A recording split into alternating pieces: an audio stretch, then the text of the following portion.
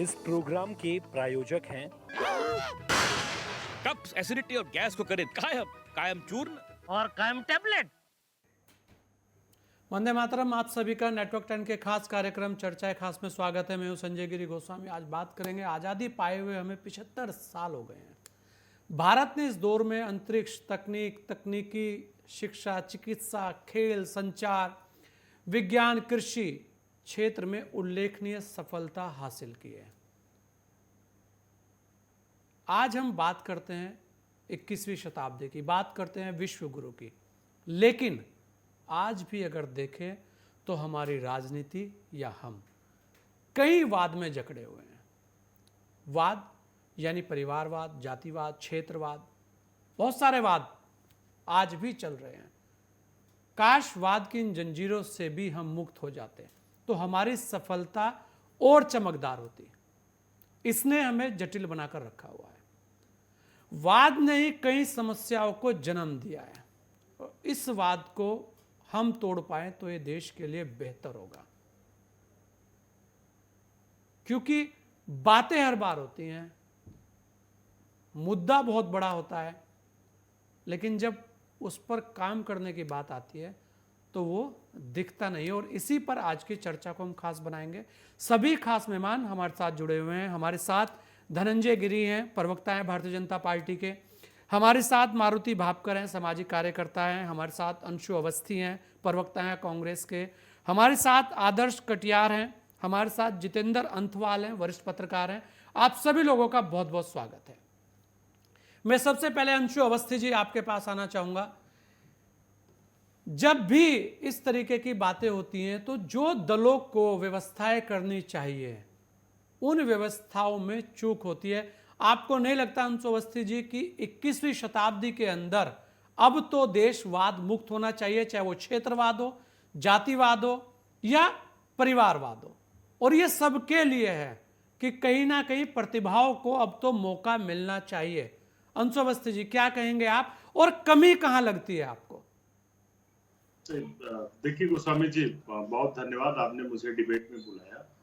और जो आपने विषय रखा है वो बहुत ही महत्वपूर्ण है और बहुत ही सारगर्भित है। थोड़ा इसकी व्यापकता को समझने की जरूरत है खास तौर से, क्योंकि जब तक हम विषय की गहराई को नहीं समझेंगे, विषय का जो मूल है उसे नहीं समझेंगे, जो आपके सवाल के पीछे के संदर्भ है उन्हें नहीं समझेंगे, तब तक लोगों को ये बात समझ में आने वाली भी नहीं है। इसका जवाब बहुत सीधा और सरल नहीं। आप ये कह रहे हैं कि सभी क्षेत्रवाद, जातिवाद, धर्मवाद खत्म करके देशवाद की बात हो। देखिए, सभी की अपनी अस्मिताएं हैं, सभी अलग अलग क्षेत्र, अलग अलग भाषाओं, अलग अलग धर्म के लोगों की अपनी अस्मिताएं हैं, अपनी उनके स्वाभिमान हैं, उनके प्रतीक हैं। उसके साथ में जो कलेक्टिव हमारा देशवाद है वो तो कहीं पर भी पीछे नहीं है। अपवाद छोड़ दीजिए एक दो लोगों को, लेकिन इस देश के 130 करोड़ लोगों के अंदर देशवाद की भावना है, राष्ट्रवाद की भावना है। उसके लिए कोई भी प्रश्न चिन्ह खड़ा नहीं कर सकता और किसी को अधिकार भी नहीं। लेकिन सबकी जो उनके अपने क्षेत्र हैं, उनकी अस्मिताएं हैं, उनके क्षेत्र की अपनी अलग भौगोलिक अस्मिताएं हैं। भौगोलिक संदर्भ में अगर जाएंगे वो विविधताएं हैं, लेकिन विविधता में एकता, यही भारत की खूबसूरती है। यही भारत की अनेकता में एकता ही भारत की खूबसूरती है। देखिए, कभी भी आप मणिपुर जाएंगे तो उनकी अपनी अस्मिताएं हैं, उनके अपने संस्कार हैं, उनके अपने रीति रिवाज हैं, तो उनको कैसे वो छोड़ सकते हैं? बिल्कुल नहीं छोड़ सकते।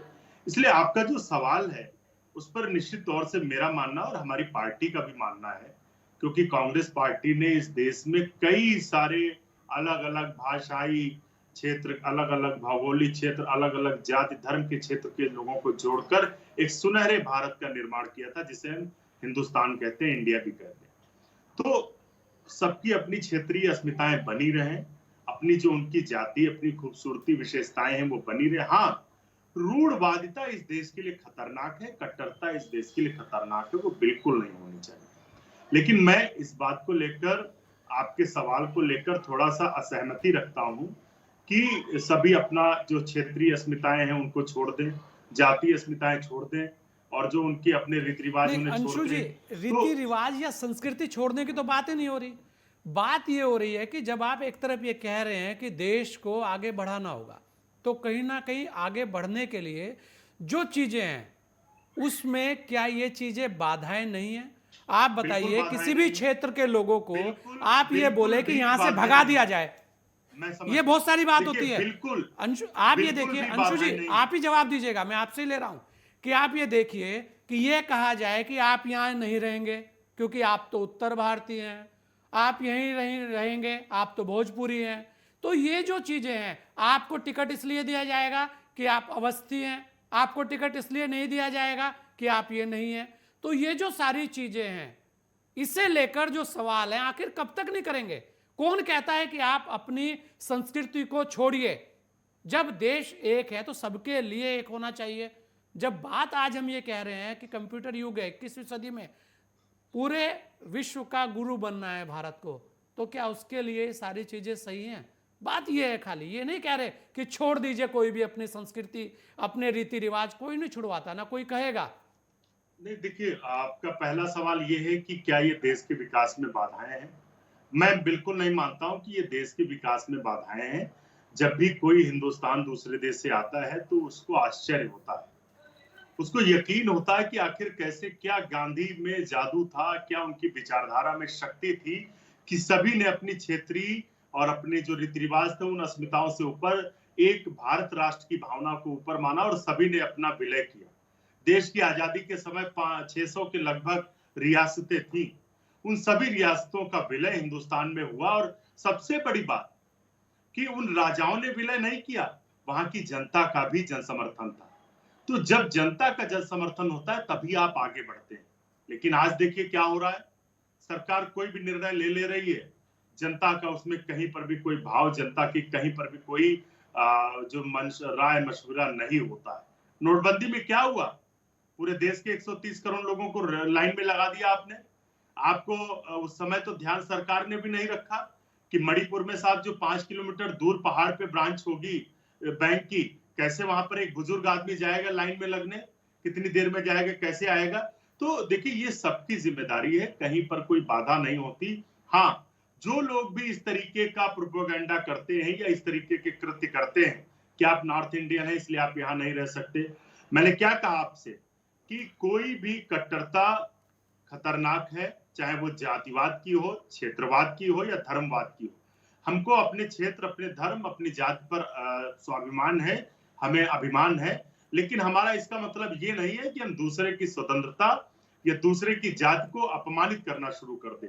ये भारतीय जनता पार्टी और कांग्रेस में मूल अंतर है। चलिए, हम कभी नहीं कहते कि आप अपनी क्षेत्रीय जाति, धर्म की सवाल तो बहुत गहरा है और सवाल बहुत बड़ा भी है, लेकिन जहां देश की बात आती है, बिल्कुल अंशु जी आपके पास आऊंगा क्योंकि बहुत सारे और भी खास मेहमान हैं। एक बार जरा जितेंद्र अंथवाल जी, देखिए अंशु जी का कहना यह है कि ये बाधक नहीं है, जितने भी वाद हैं उनका मानना यह है कि ये बाधक नहीं है। हाँ, बहुत सारी चीजें हैं, शायद कुछ लोग उस तरीके के अपवाद हों, लेकिन अगर आप देखें, आप तो वरिष्ठ पत्रकार हैं, बहुत सारी चीजें देखते आए हैं और लगातार जिस तरह से आज हम खड़े हैं, क्या देश जब आजाद हुआ तो इस तरीके के वाद थे? नहीं थे, एक था देश। और आज जब ये बात हो रही है कि कहीं ना कहीं अब तो संभलना होगा, अब तो देखा जाए प्रतिभाएं कैसे आगे आए, तो कहीं ना कहीं कुछ तो बदलाव चाहिए। वो बदलाव करे कौन?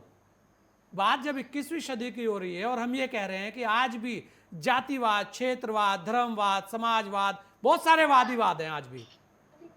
जितेंद्र जी, क्या कहेंगे आप कि क्या वास्तव में ये बाधक हैं या ये बाधक नहीं है, ये केवल और केवल मुद्दे हैं?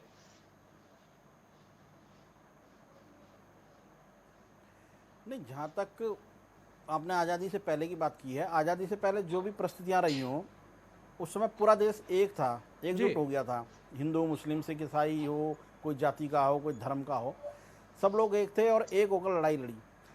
जो आज़ादी के बाद जो 50-60 के दशक के बाद का जो हम दौर देखते हैं, तो वहाँ से हम देखते हैं कि एक तो परिवारवाद की जिसकी बात लगातार होती है, परसों प्रधानमंत्री जी ने भी उसका जिक्र किया, तो कहीं ना कहीं उसकी जो जड़ें हम देखते हैं तो वो फिर कांग्रेस से हमें दिखाई देती है कि वहाँ से उसकी शुरुआत होती है। नेहरू जी के बाद इंदिरा जी आती है, इंदिरा जी के बाद धीरे धीरे करके दूसरा आता है जातिवाद। जब 70-80 के दशक के बाद जो है, जब धर्म की भी राजनीति में घुसपैठ शुरू हुई 80 के दशक के आसपास ज़्यादा खास तौर पर, तो वहाँ से हमारे को फिर उसकी काट में कई तरह के और दिखाई देने लगे। जातिवाद पहले रहा होगा, उससे पहले भी था। खासकर हम अगर उत्तराखंड की बात करें तो यहाँ भी वो जातिवाद दिखता था किसी न किसी रूप में, हल्का फुल्का। लेकिन जो 90 का जब ये कमंडल का दौर आया, मंडल का दौर आया, तो उसके बाद से वो बहुत ताकतवर होकर जातिवाद, जो जातिवादी राजनीति है वो उभरी है। वो चाहे यूपी में हो, चाहे वो बिहार में हो, चाहे वो अन्य स्थानों पर हो। तो उसने नुकसान तो निश्चित तौर पर उसने नुकसान किया। उसके काट में फिर आपकी धर्म की राजनीति ने जोर पकड़ा, वो उभार उस तरह से उभार। तो आज आप देख रहे हैं कि जितने वाद इस देश में बढ़े, उतने ही ज़्यादा विवाद उन्होंने खड़ा किया, और आज देश जो है विभिन्न तरह से तमाम विवादों का सामना कर रहा है।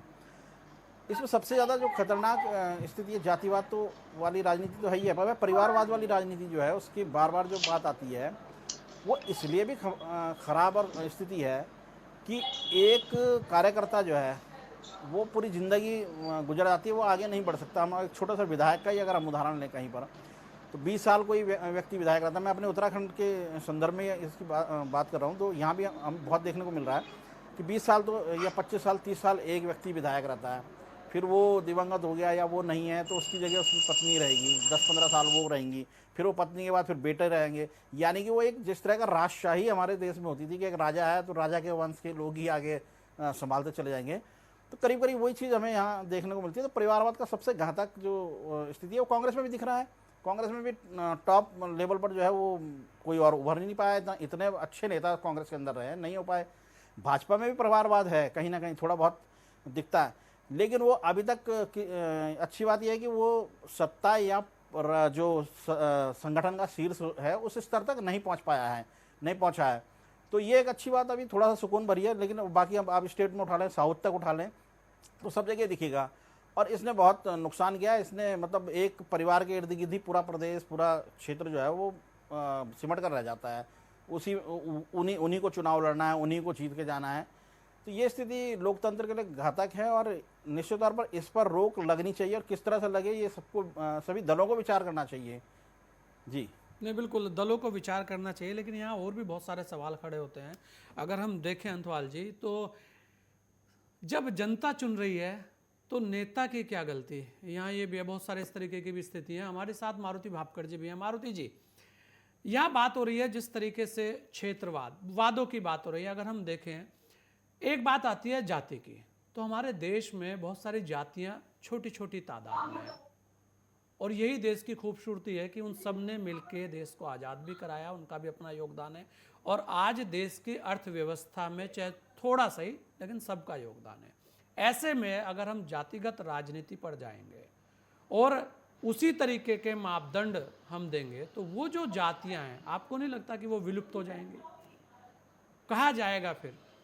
क्योंकि अगर मुझे लग रहा है कि भाई मेरी जाति का कोई भी उस पद पर नहीं है, उस जगह नहीं है, तो धीरे धीरे क्या होगा कि विलुप्त हो जाएगी। कहते हैं ना कि भाई जब आप अपने आगे कुछ और लगाने लगेंगे, तो ये जो चीज़ें हैं इस पर कभी तो चर्चा होगी।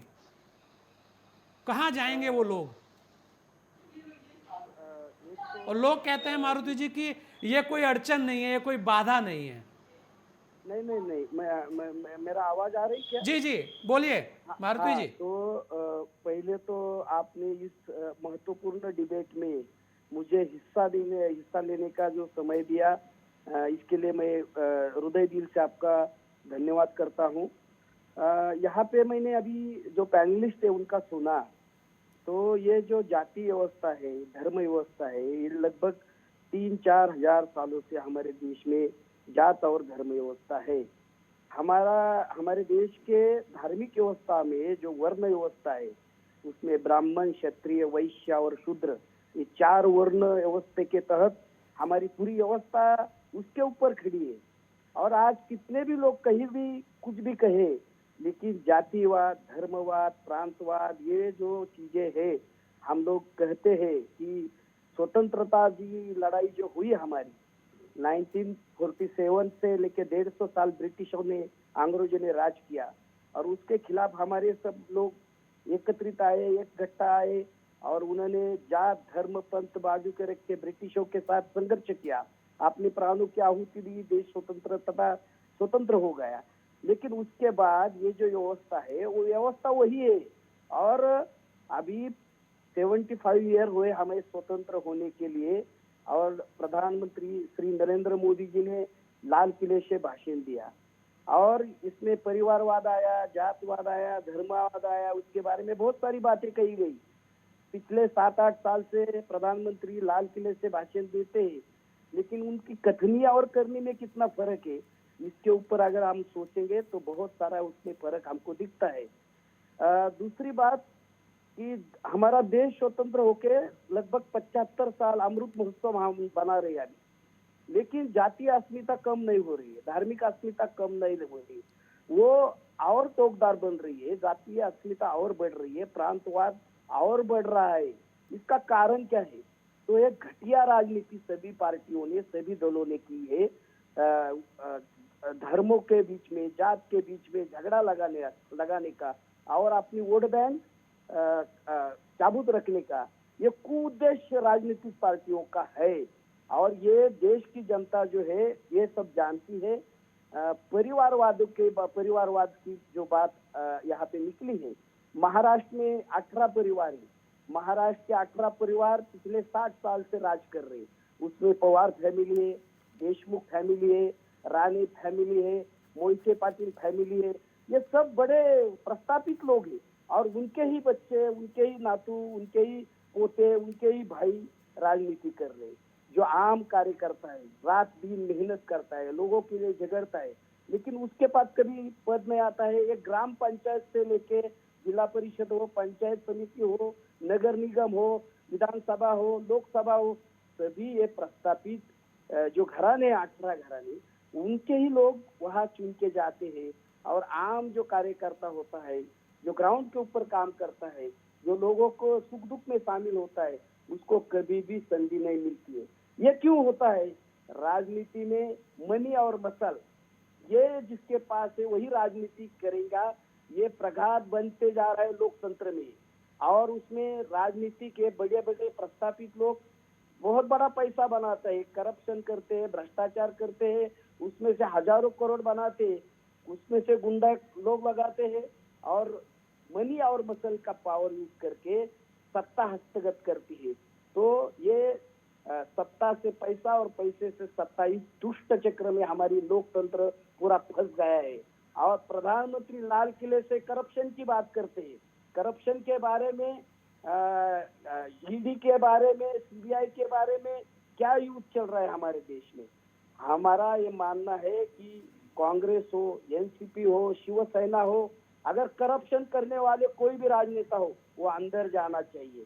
लेकिन बीजेपी के जो लोग हैं, जो एनसीपी से, शिवसेना से बीजेपी में जाते हैं, तो बोलते हैं उसका वाल्या का वाल्मीकि बन गया। वाल्या क्या वाल्मीकि बोले तो रामायण में जो वाल्मीकि था, वाल्या दरोडेखोर था, उसने बहुत सारे लोगों को मारा था, लेकिन वो वाल्मीकि ऋषि बन गया, उसने रामायण लिखा और प्रभु रामचंद्र जी ने जन्म लिया और उसी तहत उन्होंने जो लिखा उसके तहत रामायण घटा।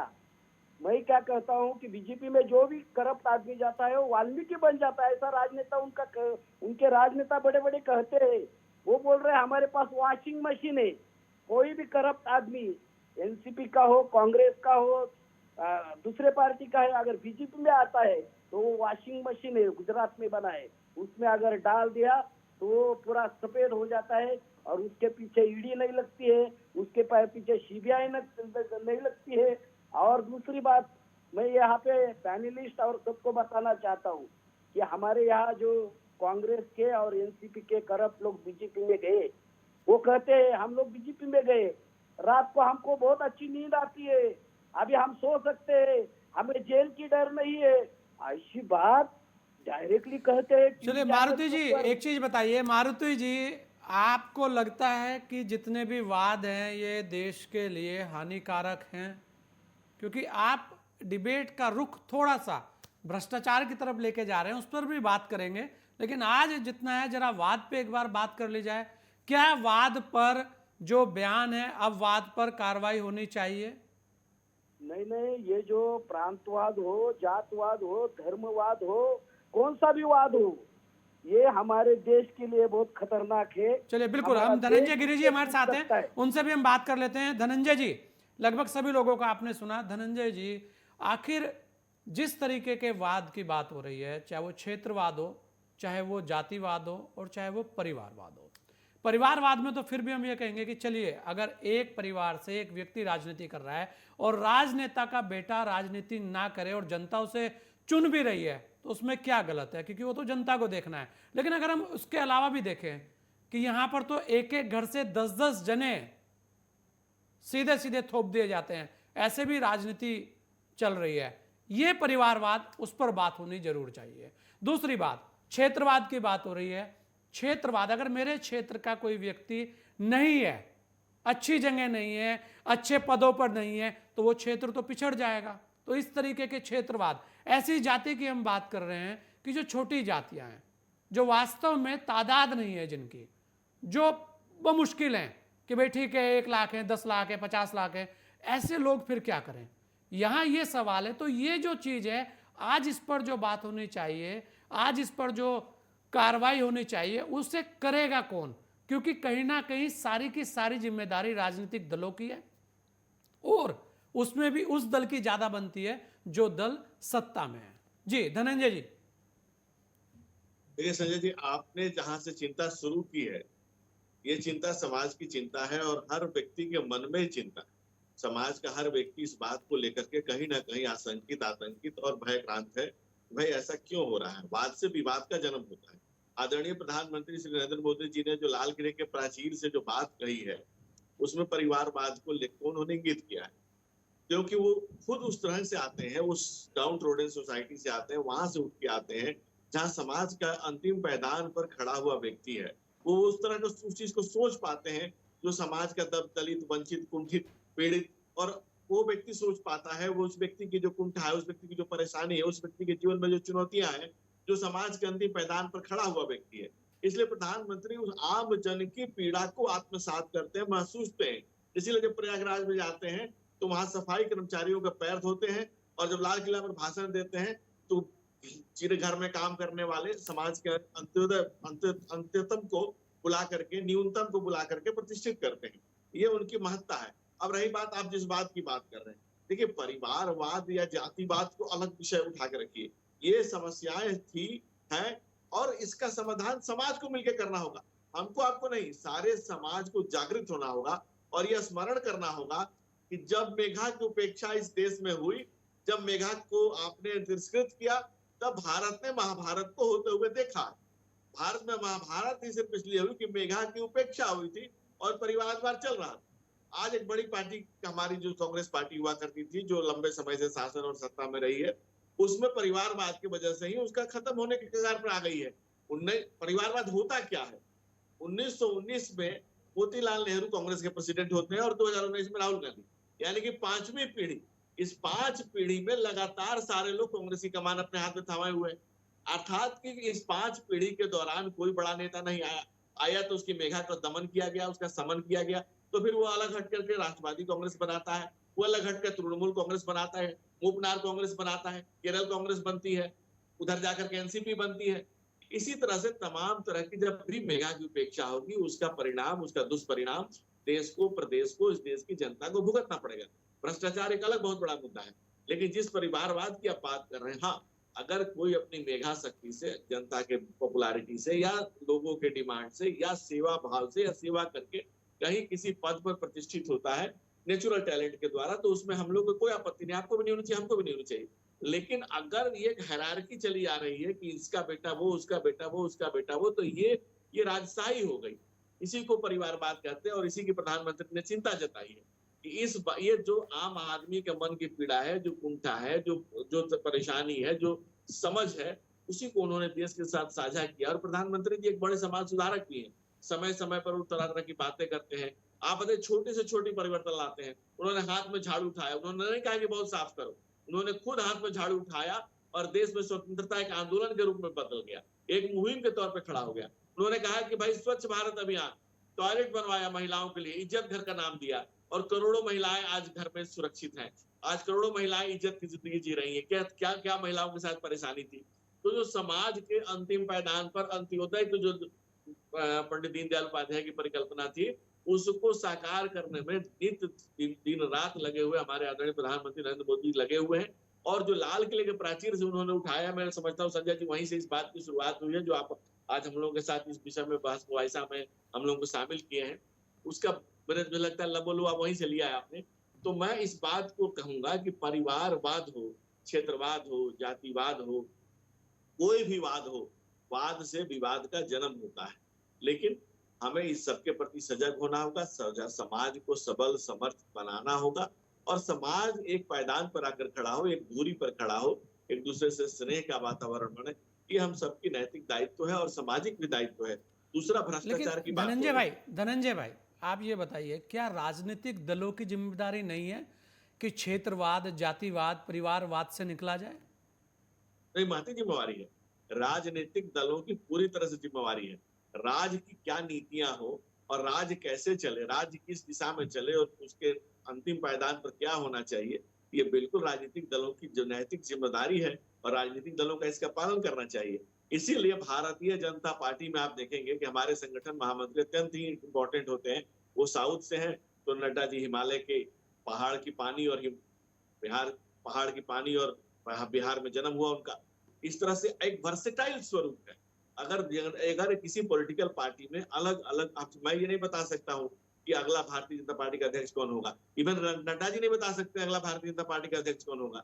लेकिन ये तय है कि फुटबॉल की तरह कांग्रेस में अगर सोनिया गांधी रिजाइन करेंगे तो राहुल गांधी होंगे, राहुल गांधी रिजाइन करेंगे तो सोनिया गांधी होंगे। मैं पार्टी की भर्त्सना के लिए बात नहीं कर रहा हूँ, लेकिन किसी भी स्वस्थ लोकतंत्र के लिए और किसी भी पॉलिटिकल पार्टी के लिए और किसी भी डेमोक्रेटिक कंट्री के लिए ये बिल्कुल निहायत गलत चीज है। ये बिल्कुल सही नहीं है, उनके पार्टी के स्वास्थ्य के लिए भी अच्छा नहीं है और राष्ट्र के स्वास्थ्य के लिए भी अच्छा नहीं, क्योंकि राजनीतिक दलों के ऊपर महती जिम्मेवारी है सामाजिक दायित्व के निर्वहन की। इस बात से इनकार नहीं कर पाएंगे और सारे राजनीतिक दलों को इसको समझना चाहिए, इसका बीड़ा उठाना चाहिए। नहीं, अभी बिल्कुल बिल्कुल समझना भी चाहिए, लेकिन जो समझना चाहिए उसमें शायद अभी भी बहुत बड़ी कमी दिख रही है, क्योंकि जिस तरीके से तस्वीरें सामने आती हैं वो बहुत कुछ बयां करती हैं। अलग बात है कि समय समय पर मुद्दा उछलता है। जाइएगा नहीं, रहते एक छोटा सा ब्रेक, जल्द लौटेंगे आपके बीच।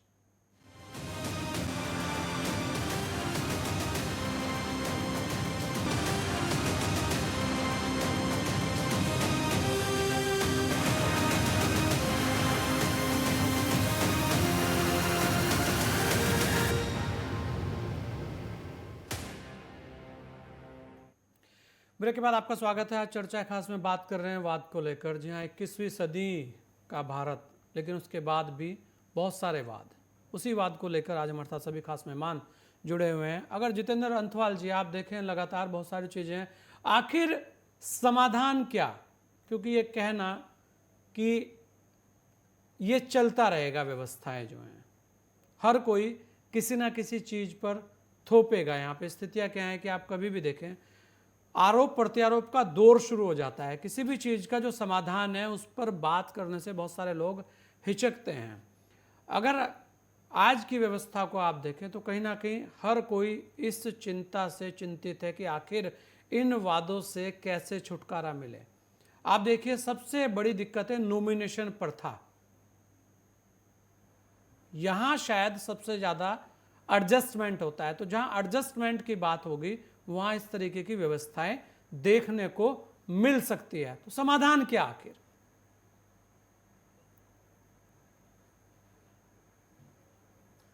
समाधान जैसा आप देखते हैं बार बार राजनीतिक दल जो है, राजनीतिक दल जब भी बात करता है तो वो ये कहता है कि समाज ही इसका जो है हल निकाल सकता है, समाज निकाल सकता है। लेकिन इसका जो जितने भी वाद ये पैदा किए हुए, ये राजनीतिक दलों के पैदा किए हुए हैं और उन्हीं के बीच उन्हीं को इसका हल निकालना पड़ेगा।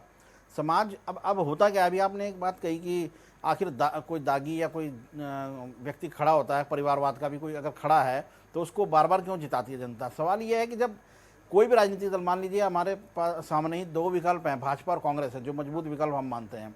अगर उन्होंने दोनों ने दागियों को ही अगर टिकट दे दिया, उनको लड़ा रहे हैं, तो हमारी तो मतलब मजबूत मतदाता के तौर पर मजबूरी है उन दोनों में से एक को चुनेगा। दरअसल चुनाव जब से जो है व्यवसाय हुआ है राजनीतिक दलों में, जो नेता लोग हैं, जब से वो व्यवसाय के तौर पर इसको लेने, पहले समाज सेवा के तौर पर लिया जाता था, लेकिन 90 का जो दशक आया उसके बाद से ये एक तरह से पूरी तरह से व्यवसाय बन गया और सबसे मुनाफे वाला व्यवसाय बन गया, जिसमें आपको किसी अतिरिक्त योग्यता की ज़रूरत नहीं है।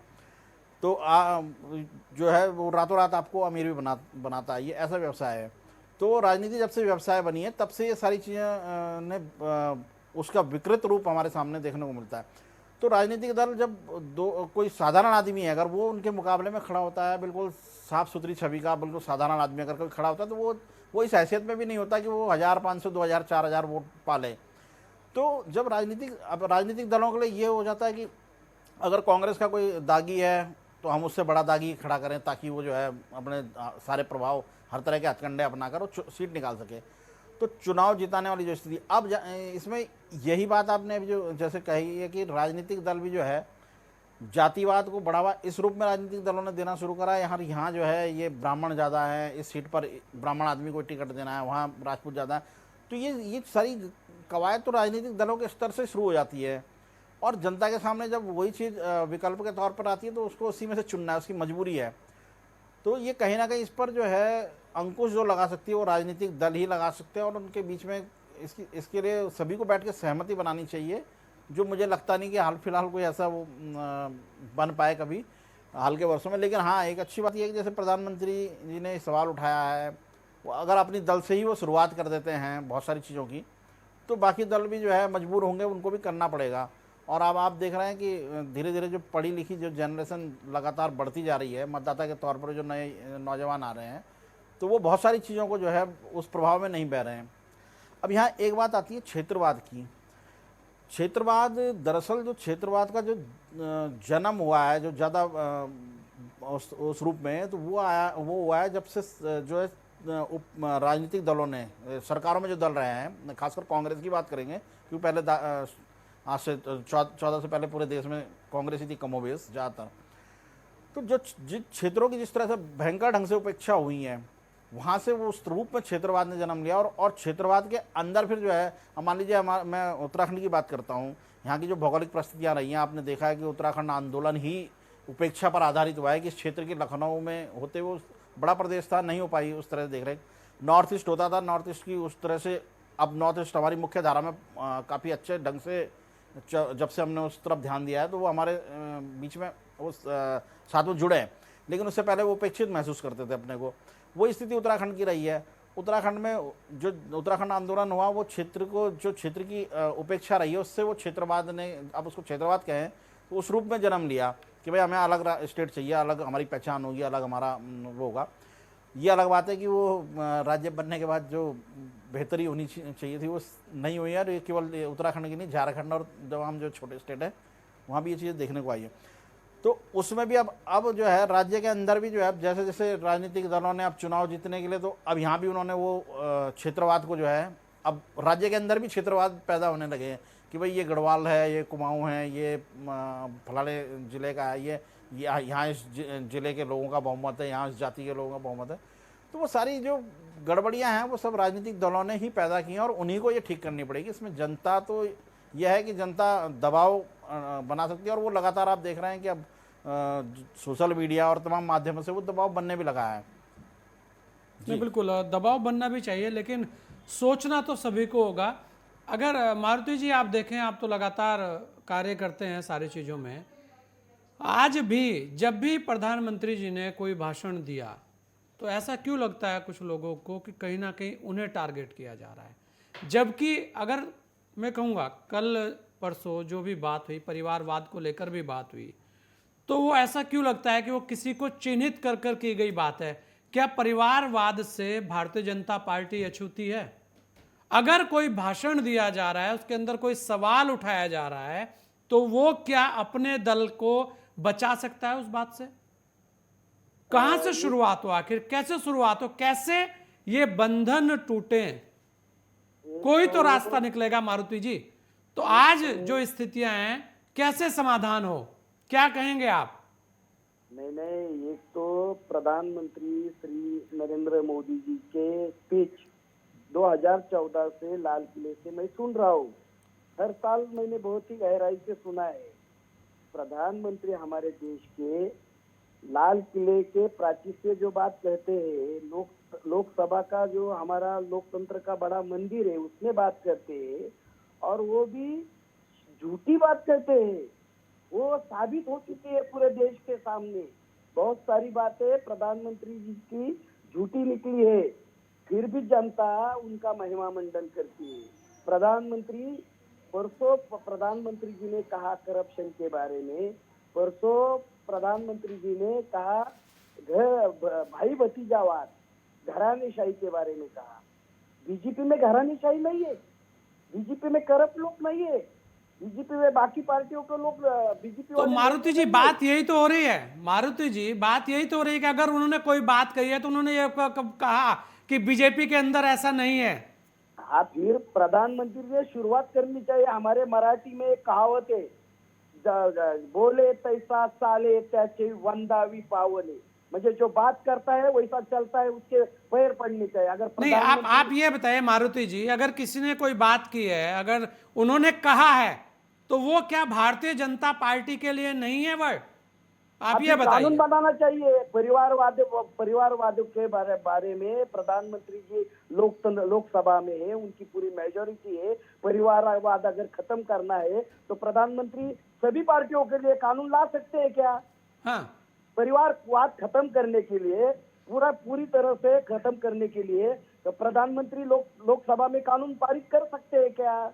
करप्शन के बारे में बोल रहे हैं, ईडी के लोग कार्रवाई कर रहे हैं बाकी विरोधी दल के ऊपर, उसका स्वागत है, लेकिन बीजेपी के करप्ट लोगों के ऊपर कौन मारुति कार्रवाई जी, करेगा? क्योंकि आप बार बार करप्शन की बात कर रहे हैं, आप ये बताइए, ईडी सीबीआई की बात भी आपने की, करोड़ों करोड़ों रुपया मिल रहा है, 350 करोड़ की संपत्ति जालना, 22 करोड़, 25 करोड़, 30 करोड़, 100 करोड़, 200 करोड़।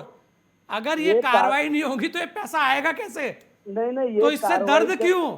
सर जी, ये कार्रवाई का स्वागत करते हैं हम लोग। हाँ। प्रधानमंत्री बहुत अच्छा काम कर रहे हैं, लेकिन बीजेपी वालों में पूरे संत समाज है क्या? संत रोहिदास जी, संत ज्ञानेश्वर जी, संत तुकाराम जी बीजेपी में है क्या? बीजेपी में करप्ट लोग नहीं क्या? बीजेपी के कौन से नेता के ऊपर कार्रवाई होती है? मैं उन बीजेपी का द्वेष नहीं कर रहा हूँ, लेकिन बीजेपी के भी लोगों के, करप्ट लोगों के ऊपर कार्रवाई होनी चाहिए। और जो दूसरी पार्टियों के करप्ट लोग बीजेपी ले रही है, उनका महिमा मंडन कर रही है, उनमें राजनीति में चला रही है। मारुति जी, ये किसने मना किया है कि आप पे तथ्य हैं, आप दो और कार्रवाई नहीं हो रही? नहीं, मैं हमारे महाराष्ट्र की भाई, बात कर रहा हूं। अगर यहाँ पर कटियार जी बैठे हैं, प्रवक्ता हैं कांग्रेस के, अगर इनके खिलाफ कुछ मामले हैं और किसी के पास हैं और वो कहीं देता है, तो ये कहाँ लिखा है कि वो कार्रवाई नहीं होगी? लेकिन हमने यहाँ एनसीपी के खिलाफ भी, करप्शन के खिलाफ लड़ाई लड़ी है। हाँ। कांग्रेस के खिलाफ भी लड़ाई लड़ी है, और बीजेपी के लोगों के खिलाफ भी हमने कंप्लेंट की है प्रधानमंत्री जी से। हाँ। उसके ऊपर कोई कार्रवाई नहीं होती है सर जी। अच्छा, दूसरों के ऊपर हो रही है, उनके ऊपर नहीं हो रही। चलिए हाँ, धनंजय जी से वही जानेंगे कि भाई दिक्कत है। कार्रवाई आप अपने लोगों के ऊपर करते नहीं हैं और दूसरों के ऊपर कर रहे हैं। ये बिल्कुल इनसे पूछेंगे आज। प्रधानमंत्री को सैल्यूट करेंगे, प्रधानमंत्री को स्पीच मानेंगे, प्रधानमंत्री को हम लोग सच्चा प्रधानमंत्री मानेंगे, झूठा प्रधानमंत्री नहीं कहेंगे। नहीं, बिल्कुल ये भी जानेंगे, लेकिन कहीं ना कहीं मारुति जी ऐसा लगता है कि देश में कभी तो इन वादों पर बात होनी चाहिए, कोई तो शुरुआत करेगा। आप खुद कह रहे हैं कि 18 परिवार पूरा महाराष्ट्र चला रहे हैं, तो ये पीड़ा नहीं है तो क्या है? ये तो पीड़ा है। ये पीड़ा नहीं है तो क्या है? तो लोक प्रतिभाएं कैसे आएगी? क्षेत्रवाद की बात करते हैं, कल को आप दिल्ली आएंगे, आपको दिल्ली वाले भगाएं, दिल्ली वाले बॉम्बे जाए, बॉम्बे वाले दिल्ली वालों को भगाए, तो कैसे चलेगा? सब एक दूसरे को भगाएंगे, एक दूसरे से नफरत करेंगे। तो इस पर बात तो कभी होनी चाहिए, कोई तो इसकी शुरुआत करेगा। आदर्श कटियार जी, चलिए, मुद्दा यह है क्योंकि आप देर से जुड़े और समय भी कम है, उसके बाद धनंजय गिरी जी से भी बहुत सारी चीजें, बहुत सारे जवाब लेने हैं। बात यह हो रही है कि आखिर कब तक ये वाद चले और इन वादों का सफाया कैसे हो, क्योंकि ये किसी एक दल की बात नहीं है, चाहे वो कांग्रेस हो, भारतीय जनता पार्टी हो, सपा हो, बसपा हो, कोई भी हो। हर जगह क्षेत्रवाद, जातिवाद, परिवारवाद, हर तरीके के वाद देखने को मिलते हैं, चाहे वो किसी भी तरीके के हो। आखिर इनसे छुटकारा कैसे मिले? आदर्श कटियार जी, जल्दी से अपनी बात रखिएगा जी। मैं सबसे पहले अपने सभी मित्रों का हार्दिक अभिनंदन करता हूँ, और और रही बात परिवारवाद पर, तो मैं भाजपा के मित्र बैठे हैं और मीडिया के माध्यम से तमाम सुन भी रहे होंगे। मैं सिर्फ इतना ही कहूँगा कि भाजपा में वॉशिंग मशीन लगी हुई है। किसी भी दल का, किसी भी पार्टी का नेता का पुत्र या स्वयं नेता उस पार्टी में चला जाए, कोई दिक्कत नहीं, एकदम पास साफ हो जाएगा, उसके सारे गुनाह माफ हो जाएंगे, वो परिवारवाद ना होकर के राष्ट्रवादी बन जाएगा। तो ये व्यवस्थाएं चल रही। आज आप देख लीजिए, भारतीय जनता पार्टी ने कांग्रेस पार्टी के तमाम नेता पुत्रों को लिया। नाम गिराने की जरूरत नहीं है, क्योंकि देश जानता है, मीडिया के तमाम साथी जानते हैं, डिबेट में बैठे हमारे बड़े भाई लोग जानते हैं। उनको पार्टी में शामिल किया, शामिल करने के बाद मंत्रालय मिले और बोर्ड के अध्यक्ष बने कहीं से। ऐसी तमाम व्यवस्थाएं हैं इस देश में, लेकिन हमें इस चीज से कोई गुरेज नहीं। गुरेज इस बात से है, इनको परिवारवाद से दर्द नहीं, इन्हें सिर्फ एक परिवार से दर्द है, क्योंकि वो इनके खिलाफ आवाज उठाता है रोजगार के लिए, वो आवाज उठाता है माताओं बहनों की अच्छा सुरक्षा के लिए, वो आदर्श आवाज भाई, उठाता है आपको किसानों क्या की। लगता है कि खाली प्रधानमंत्री जी जो भाषण देते हैं वो केवल और केवल कांग्रेस पे लागू होता है, लागू नहीं होता है। या वो केवल कांग्रेस को केंद्र में रख के दिया गया भाषण है? आज किसी अरे के साथ कांग्रेस तो में परिवारवाद की बात जब कर रहे हैं तो आप देखिए आदर्श भाई कि ठीक है, सोनिया गांधी जी रही है, राहुल गांधी है, राहुल गांधी जी फुल टाइम राजनीति करते हैं, करेंगे ही, जनता चुन रही है, जनता मान रही है, लेकिन यहाँ उसे क्यों नहीं देखते आप कि कितने ही सारे लोगों को, अपने लोगों को नॉमिनेशन कर कर बना दिया जाता है, मैं भी, मेरा भाई भी, मेरा भतीजा भी, मेरा चाचा भी, मेरा ताऊ भी, उस और ध्यान आकर्षित क्यों नहीं करते आप लोग? क्यों आप ये मान के चलते हैं कि ये बात केवल और केवल कांग्रेस के लिए कही जा रही है? नहीं, मैं चूंकि कांग्रेस का पक्ष रखने के लिए आपके साथ बैठा हूँ, इसलिए मैं अपनी बात कर रहा हूँ। मैं आपको ये बताना चाहता हूँ, मीडिया के तमाम साथियों को और देश की आवाम को बताना चाहता हूँ, 89 से कांग्रेस की सरकारें जो भी रही हैं, आज तक नेहरू गांधी परिवार से कोई नहीं रहा। आप देख लीजिए, जब से देश आजाद हुआ है, आज तक नेहरू गांधी परिवार से कोई भी नॉमिनेट होके नहीं गया। सभी, ना कोई राज्यसभा गया, ना कोई विधान परिषद गया। तो हम तो, हमारे नेता जो है माननीय प्रियंका गांधी जी, माननीय राहुल गांधी जी, माननीय, नहीं तो आप तो ठोक के बोलिए ना कि हमारे यहाँ परिवारवाद है ही नहीं, परिवारवाद जहाँ है वहाँ पे बात कीजिए।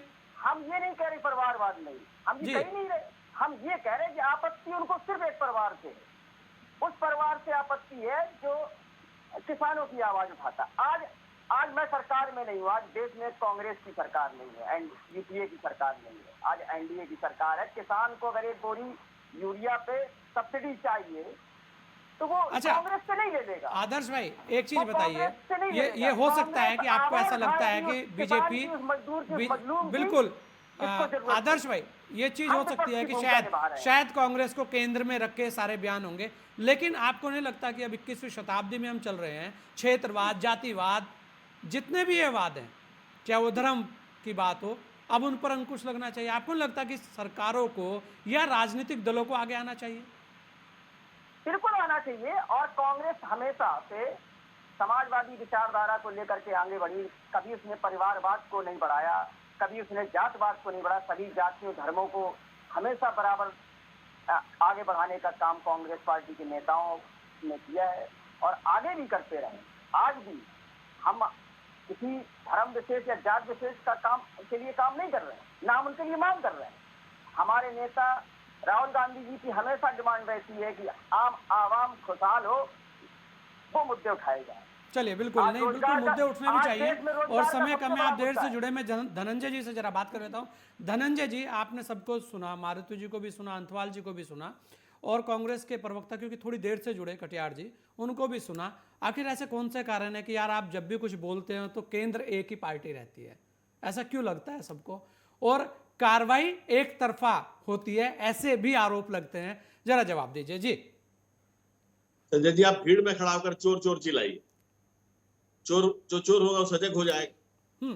जो प्रधानमंत्री जी ने कहा, किसी का नाम लेकर कहा नहीं, लेकिन मैं कह रहा हूं कि अगर किसी पार्टी में, किसी दल में ये तय है कि मुलायम सिंह जी के बाद उनके बेटे अखिलेश अध्यक्ष बनेंगे, अगर आरजेडी में तय है कि लालू जी के बाद उनके बेटे बनेंगे, और कांग्रेस में तय है कि छठी पीढ़ी अभी कांग्रेस पार्टी को चलाएगी।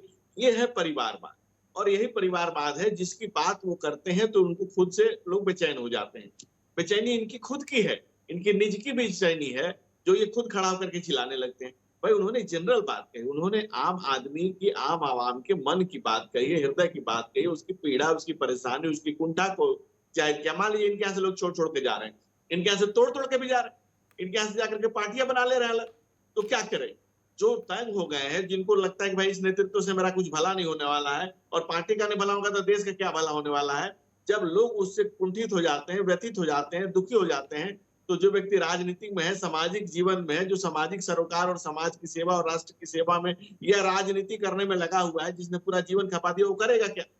वो फिर देखता है कि भाई एक ऐसा यशस्वी नेतृत्व जो राष्ट्र को ही दिशा नहीं दे रहा, बल्कि जिसका वैश्विक स्तर पे पूरी दुनिया लोहा मान रही है, जब उसे ऐसा नेतृत्व, ऐसा सजग सब चीजें दिखाई देती हैं, तो उसके साथ खड़ा हो जाता है। धनंजय भाई, एक सवाल और खड़ा हुआ है कि ऐसा क्या हो जाता है कि जब वो आपके दल में आता है तब वो परिवारवाद, जातिवाद से मुक्त होता है? मैंने कब कहा तो कि कौन सा वॉशिंग पाउडर है? नहीं, मैं कोई वॉशिंग पाउडर की बात नहीं कर रहा जी, मैं किसी धुलाई और डिटर्जेंट की बात नहीं कर रहा। हाँ, मैं कह रहा हूँ कि हमने कभी नहीं कहा कि हमारे यहाँ आने से कोई किसी बात से मुक्त हुआ। हाँ, हमने ऐसा बिल्कुल नहीं कहा। हम कह रहे हैं कि जब ये तय हो कि इस राजनीतिक दल के शीर्ष पर यही व्यक्ति बैठेगा, हाँ, वो परिवारवाद, वो एक पर्टिकुलर परिवारवाद है। लेकिन अगर किसी परिवार में कोई टैलेंट से अपने व्यक्ति बाहर आता है और अपने टैलेंट से जन सेवा से, जन आकांक्षा और से जनता उसे नेता चुनती बन है। जाता है और जनता के द्वारा चुना जाता है, तो फिर वो उसको आप उसको वाद के तौर पर नहीं ले सकते, उसके वाद पे आप विवाद नहीं कर सकते, फिर उसके प्रतिभा की बात कर सकते हैं। और प्रतिभा चाहे गुदड़ी के लाल हो, चाहे महलों के सरताज हो, अगर प्रतिभा किसी में है, जन सेवा की भावना किसी में है, जो इसके जो जन सरोकार से ओतप्रोत है, उसकी हमें सबको कदर करनी चाहिए, हम सबको उसका ध्यान देना चाहिए। धन्यवाद। नहीं, बिल्कुल धनंजय जी, ध्यान देना भी चाहिए। लेकिन एक सवाल और आपसे ले रहा हूं कि आखिर इस इतने सारे जो वाद हैं 21वीं शताब्दी में भी, इसका समाधान कैसे होगा? बस इतना और बताइए जी। इसका समाधान सामाजिक जागरूकता से होगा। अभी हमारे एक पैनलिस्ट कह रहे थे कि प्रधानमंत्री जी इसको हटा दें, उसको हटा दें, उसको हटा दें, ये कर दें, वो कर दें। भाई प्रधानमंत्री जी प्रधानमंत्री हैं, वो जो संविधान के दायरे में जो राष्ट्र परमिट करता है, जो बाबा साहब और डॉक्टर भीमराव अम्बेडकर के दिए गए संविधान में गहरी आस्था के साथ जो समाज के लिए बेहतर हो सकता है, वो कर रहे हैं। झूठे सच्चे की बात नहीं कर रहे हैं। आप सामाजिक जीवन में कितना बदलाव लाते हैं? हम कहते हैं कि हम ये कहते हैं ना कि हमने नहीं सोचे हमें क्या मिला है, हम ये सोचे किया क्या है अर्पण। राष्ट्र की सेवा के लिए, राष्ट्र के जन भावना के लिए हमारी योगदान कितनी है? हम कितने कभी झाड़ू उठा करके क्या रोड की सेवा की है हमने? आप कह रहे हैं कि अपने लोगों पर कार्रवाई नहीं करता, आप लेके आइए, एक आदमी पर कंप्लेन करिए और कंप्लेन साबित हो जाए, उस पर अगर इंक्वायरी में बैठ जाए और मोदी जी उसकी जैसी तैसी न कर दे, तो फिर आप जो कहिए सो। लेकिन जब जिसके खिलाफ आरोप लगते हैं, आज आप मान लीजिए कांग्रेस पर एक आरोप चल रहा है, किसने किया? भाजपा ने किया। जब उन लोगों ने सारे शेयर ट्रांसफर किए तो शांति भूषण जी ने केस किया। शांति भूषण जी भाजपा के धूर्त विरोधी, जस्टिस काटजू ने किया कि हमारे शेयर को ट्रांसफर कर दिया गया। तब ये ईडी ने केस किया उनके ऊपर, कोर्ट में गया मामला, हाई कोर्ट गए, सुप्रीम कोर्ट गए, सब जगह से रिजेक्ट हुए। क्या भाजपा का इसमें कोई रोल है? जांच एजेंसियों को कोर्ट ने कहा जांच करने के लिए, तब कह रहे कि अपने लोगों पर नहीं करते। कौन अपने लोगों पर नहीं करता? आप कंप्लेंट करिए, अगर उस पर जांच नहीं शुरू हो तो जो कहिए सो। आप कुछ भी कह दीजिए, लोकतंत्र है, बोलने की आजादी है, जो मन करे सो बोल दीजिए बैठ करके। ऐसे नहीं चलता है देश, ऐसे नहीं चलता है। बहुत सी चीजों को देखना पड़ता है, बहुत सी चीजों को नजरअंदाज करना पड़ता है, बहुत सी चीजों को नजर में रखना पड़ता है, और बहुत सी चीजों को काल के आगे छोड़ना पड़ता है कि समय के साथ कालखंड में किया जाए। अच्छा धनंजय भाई, आप ये तो कहेंगे कि वास्तव में जो भी वाद है, चाहे वो परिवारवाद हो, क्षेत्रवाद हो, जातिवाद हो, जो ये चक्र है ना, इससे बाधाएं तो है ना, प्रतिभाएं तो मरती है ना। मैंने कहा कि मेघा की उपेक्षा से इस देश में, इस भारत में महाभारत हुआ है। और दिनकर ने कहा है कि सिर पर का छत्र लिए भीतर काले के काले, जरा नहीं शर्माते जगत में जाति पूछने वाले। इस जगत में जाति पूछ करके ही आप, जाति पहले पूछी जाती है, नाम बाद में पूछते हैं। तो इस तरह के समाज की इस बंधन को, इस रूढ़िवादिता को, इस दंश को इससे निकलना पड़ेगा, इसको तोड़ना पड़ेगा। नहीं चलिए, बिल्कुल तोड़ना पड़ेगा और तोड़ना भी चाहिए, ये बहुत जरूरी है। और आप लोगों ने अपना समय हमें दिया, इसके लिए आप सभी लोगों का बहुत बहुत धन्यवाद। केवल राजनीति ही नहीं, हर क्षेत्र में परिवारवाद, क्षेत्रवाद, जातिवाद के चक्र ने हमारी विकास प्रक्रिया को धीमा किया है। हम दुनिया के सबसे बड़े लोकतांत्रिक देश हैं, लेकिन वादों की इस जटिलता से बाहर नहीं निकल पाए हैं। कहीं ना कहीं इस दुष्चक्र से बाहर निकलना होगा। बेशक ये बहुत आसान नहीं है, लेकिन संकल्प हो और बदलाव की एक मन में इच्छा हो तो इसके नतीजे निकलेंगे। आज चर्चा खास में इतना ही। दीजिए मुझे इजाजत। जय हिंद।